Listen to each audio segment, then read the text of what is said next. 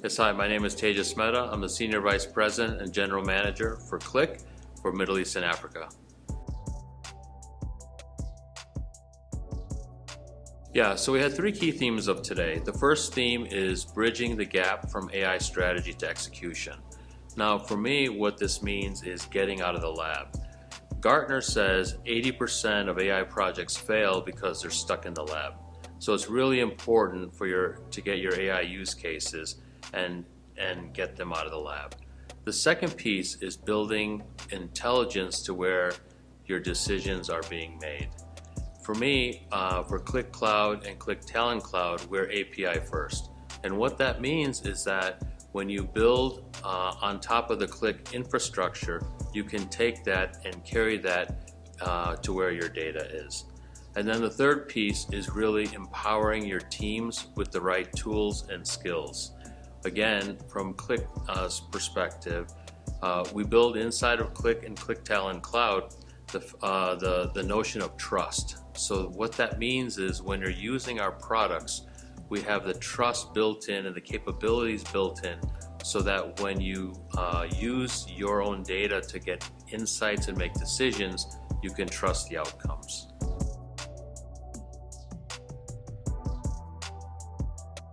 Yeah, it's a great question. So I think there's two answers to this. The first piece we talked about a moment ago is getting out of the lab. I think the second piece is we move very quickly from generative AI into agentic AI. And what agentic AI means is you have agents that are serving up data from your data, serving up your own data. And so I think it's very important that you have data quality and data governance within your data so that when the agents are serving up the data to your customers, they're using the right data. This is very important in decision making. Yeah, it's a great question. One of the challenges with legacy data is there isn't enough data elements and enough connectable information to be used. The second challenge with legacy data is the fact that when you are combining it with more modern applications, it becomes a challenge. I think I go back to the earlier point that I made. It comes back to data quality and governance. And especially when you're using and building AI use cases, that the quality of the data is consistent across the board.